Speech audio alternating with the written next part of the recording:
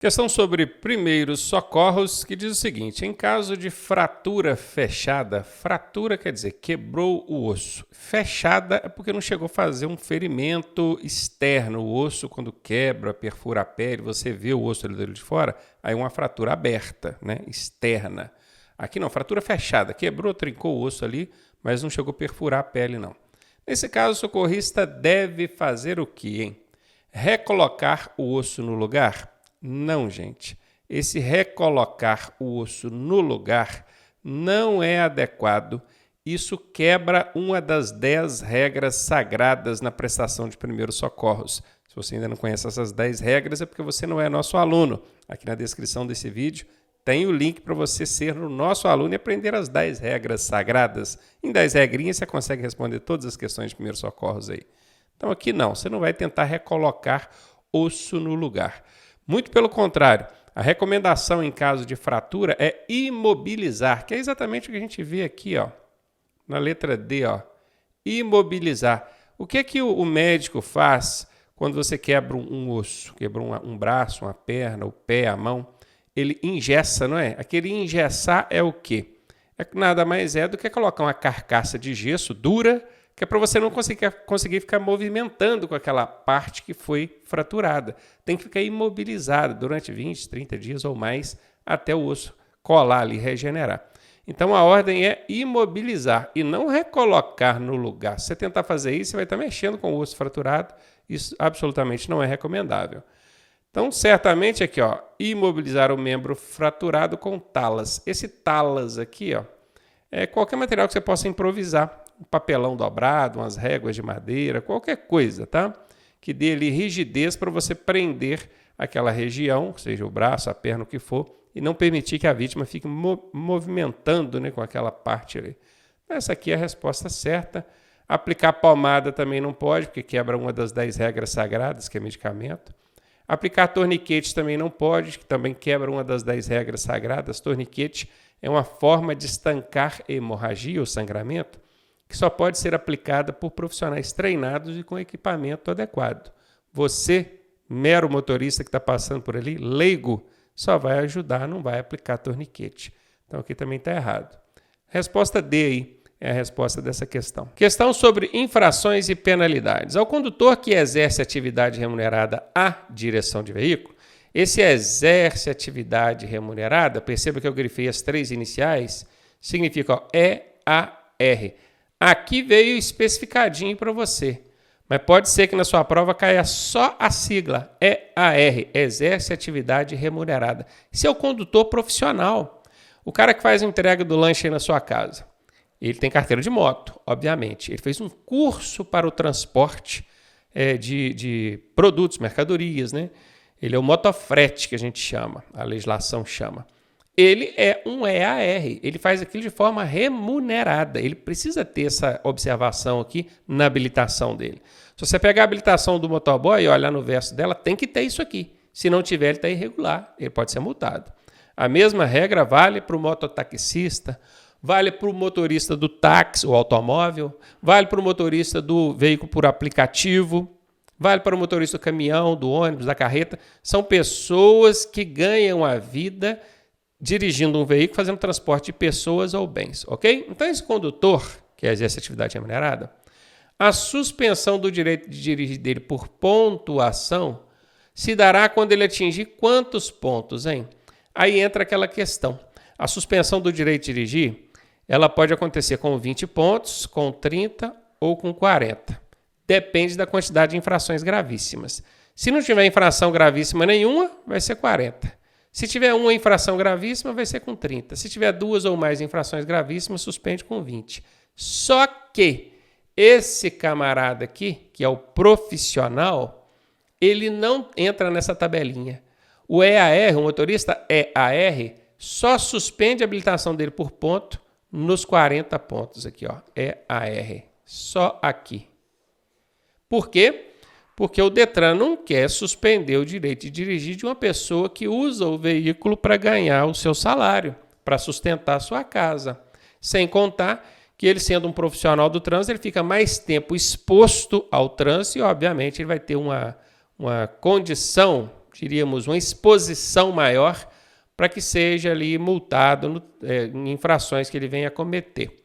Ah, mas é um profissional, deveria dar o exemplo. Tudo bem, já entra no outro mérito. Mas o fato é que ele fica mais tempo dirigindo, então a chance dele tomar multa é maior do que a minha, que não fica o dia inteiro dirigindo um veículo, né? Por isso, o Detran não quer suspender a carteira dele com 20 nem com 30, independentemente da quantidade de infrações gravíssimas. Só vai suspender a carteira do EAR, o motorista profissional, quando ele atingir 40 pontos. Essa é a resposta. Anota isso aí, hein? Essa questão é cabeluda, traz um monte de informações aqui e é importante que você entenda todas elas e não simplesmente a resposta aqui. Questãozinha sobre primeiros socorros. Não é sintoma. Sintoma é sinal, né? Por exemplo, quem está com febre, qual é um sinal que ela apresenta? Temperatura corporal elevada, pele avermelhada, né? Então, esses sintomas são sinais que a vítima apresenta. Qual que não é sintoma de vítima com hemorragia interna? Hemorragia é perda de sangue. Houve uma lesão interna e essa pessoa está perdendo sangue.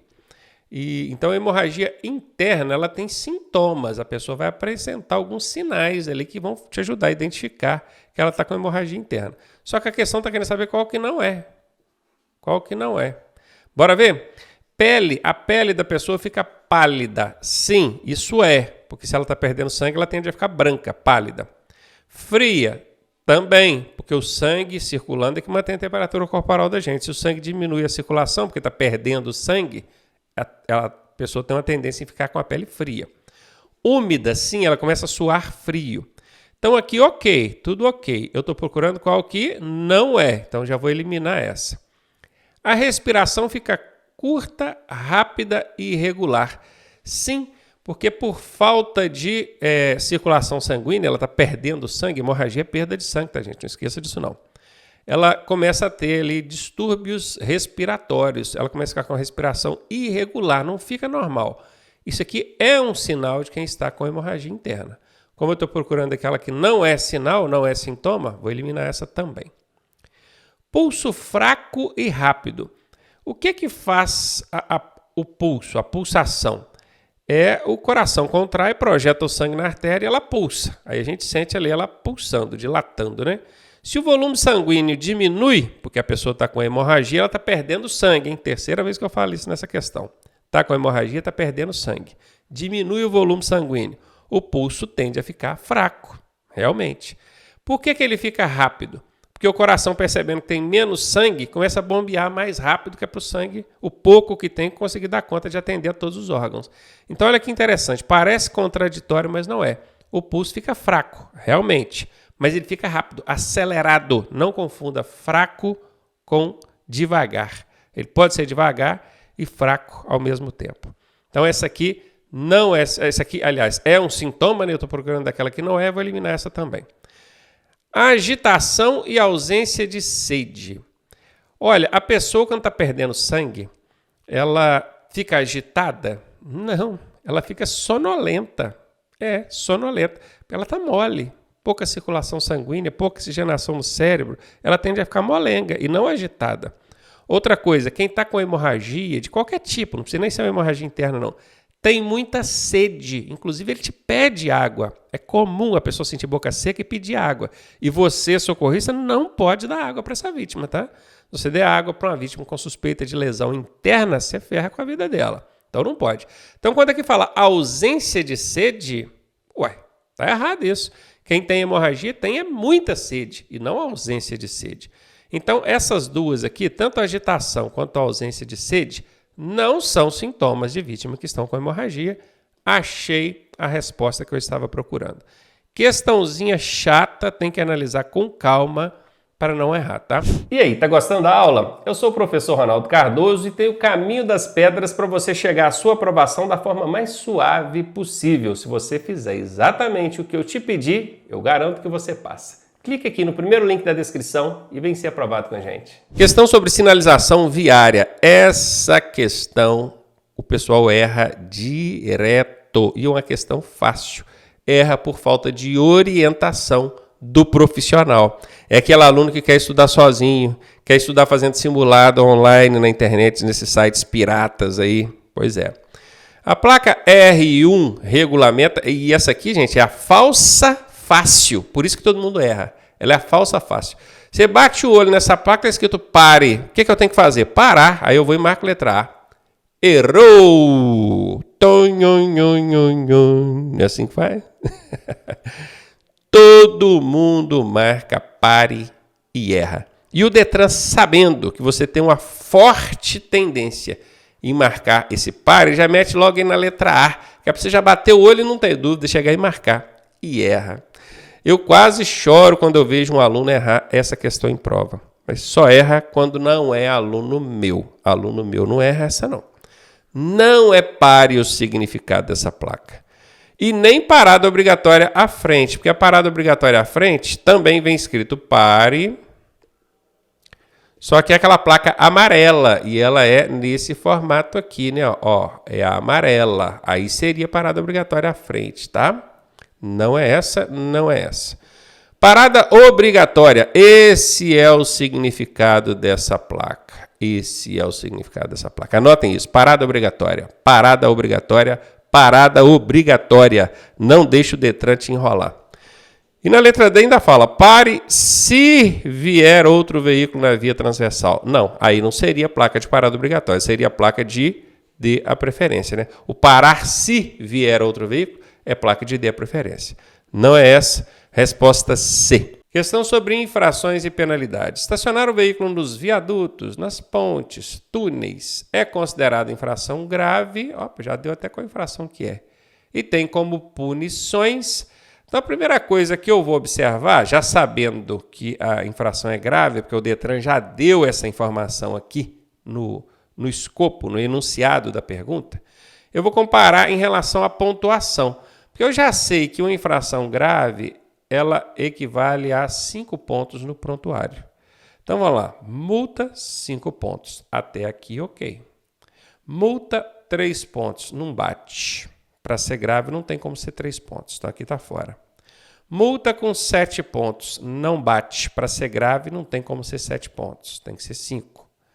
Multa e nenhum ponto. Ora, não vai registrar nenhuma pontuação para o camarada?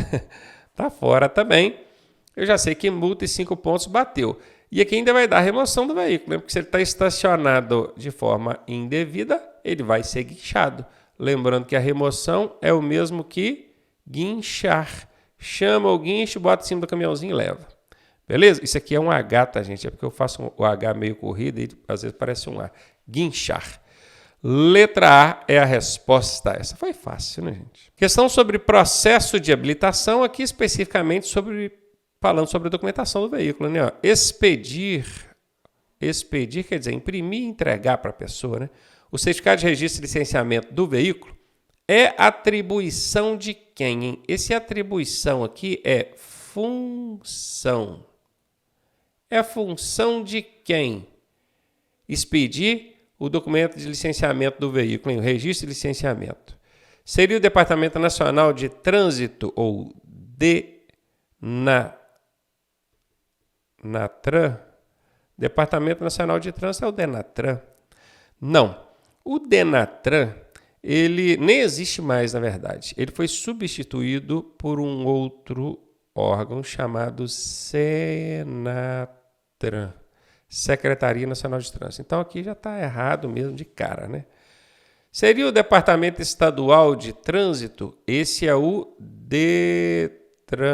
Opa! Certamente vai ser essa a resposta. Seria o Conselho Nacional de Trânsito, que é o CONTRAN? Ou seria o Conselho Estadual de Trânsito, que é o CETRAN? Então, aprenda uma coisa. Conselho, gente, Conselho Nacional ou Estadual, tanto faz. Não expede nada, não faz nada. Eles só normatizam, criam normas, resoluções, regulamentos, tá? Não é lei, não. É regulamentos, normas. As resoluções do CONTRAN, você vai ouvir falar isso direto. Lei, aí é só mesmo o poder legislativo, que é o Senado, Câmara Federal e Presidente da República, que no caso ali vai sancionar, né? E aí é Código de Trânsito Brasileiro mesmo. Então, se não é a letra A e a letra C e D, que são os conselhos, não fazem esse tipo de serviço, caiu no colo, marquei errado, caiu no colo aqui da letra B, Departamento Estadual de Trânsito, é o Detran. E é ele mesmo, tá, gente? Expedir e também caçar. Vocês vão ver muito em prova falando expedir e caçar. Do mesmo modo que ele expede, ele caça também documentos, tá? De habilitação e de veículo. Se liga aí. Então, confirmando aqui, letra B de bola é a resposta. Questão sobre infrações e penalidades. Não é penalidade aplicada ao condutor infrator. Infrator é quem comete infração de trânsito, desobedece à lei, né? Excedeu a velocidade, estacionou onde não podia, fez alguma besteira aí cometeu uma infração de trânsito. Ele vai sofrer penalidade, não vai? Só que aqui está falando, não é penalidade. Bora ver? E eu estou vendo aqui que logo na letra A fala assim, recolhimento da habilitação. Existe essa punição, recolhimento da habilitação? Existe. Só que as punições, eu já falei isso algumas vezes, vou escrever, vou desenhar aqui agora, que é para, se porventura você não aprendeu, você vai desenhar igual eu estou desenhando aqui agora. Ó. As punições que são aplicadas ao condutor que comete infração de trânsito, elas são divididas em 2 blocos. Penalidades e medidas administrativas. Presta atenção. Toda medida administrativa, que é a que vai ficar do lado de cá, ela vai começar com a letra R ou com a letra T. E toda penalidade não vai começar nem com R, nem com T. Pronto. Se você já sabe que as punições são divididas em 2, penalidades e medidas administrativas. E se você já sabe que as medidas administrativas sempre começam com R ou T, e que as penalidades não começam com R nem T, aí fica fácil. O que a questão está pedindo? Penalidade ou medida administrativa? Olha para mim aqui. O que a questão está pedindo? Penalidade. E a penalidade não começa com R nem com T. A letra A já começa com R. A letra A é penalidade? Não. Já cheia. Não é penalidade? Letra A. Pronto. Já cheia. Por que não é, professor? Porque ela começa com R. Se ela começa com R, ela é medida administrativa. Sacou? Macete simples. Se ficou complicado para sua cabeça, volta o vídeo e assista mais algumas vezes. Eu tenho certeza que você vai entender. Suspensão do direito de dirigir. Não começa nem com R, nem com T. Então, ó, quando não começa com R nem T, é penalidade. Essa aqui é penalidade. Advertência por escrito. Não começa nem com R, nem com T. Então, eu já sei que é penalidade. Multa não começa nem com R, nem com T. Então, eu já sei que é penalidade. Ó, penalidade, penalidade, penalidade. Aqui começar com R ou T, aí é medida administrativa. Como a questão está querendo saber qual que não é penalidade? Essa aqui não é penalidade, ela é medida administrativa. Foi para conta, tá aí, macetaço, anota, esquece não, hein? Questão sobre primeiros socorros. Num sinistro de trânsito, lembrando que sinistro a gente vai entender como acidente. Professor, por que o Detran não coloca acidente em vez de colocar sinistro? Porque houve uma alteração recente no Código de Trânsito Brasileiro que mudou todas as palavras acidente, eles tiraram e colocaram sinistro. E por que isso, professor? Por causa de uma norma da ABNT, Associação Brasileira de Normas Técnicas, que diz que o termo adequado é sinistro. Isso não muda nada na redução de acidentes, não muda nada no entendimento da gente. Sinceramente, só atrapalha. Umas besteiras que tem tanta coisa mais importante, mas se tiver que fazer essa besteira aqui para encher o sapato da gente. No sinistro de trânsito, deverá, ou seja, é uma obrigação, ser primeiro atendida a vítima que estiver gritando com muita dor. Então, vou olhar lá, tem 10 vítimas, a que estiver gritando mais, eu vou atender ela, tá certo? Não é. Xingando com muitas ameaças. Essa que você vai atender? Não, até porque se ela está xingando e ameaçando, é porque ela está consciente, ainda está em boas condições vitais, né? Com algumas fraturas na perna, veja bem, algumas, hein, no plural, fratura, quebrou a perna em alguns lugares. Vai atender ela primeiro? Depende, eu teria que comparar com outras lesões. Respirando com muita dificuldade. Opa, olha aqui, ó. Respirando com muita dificuldade. Quem você socorre primeiro? Quem está com a perna quebrada ou quem está respirando com dificuldade? Aqui, né, gente? Inclusive, anota aí. Primeiro, são as vítimas com hemorragia abundante.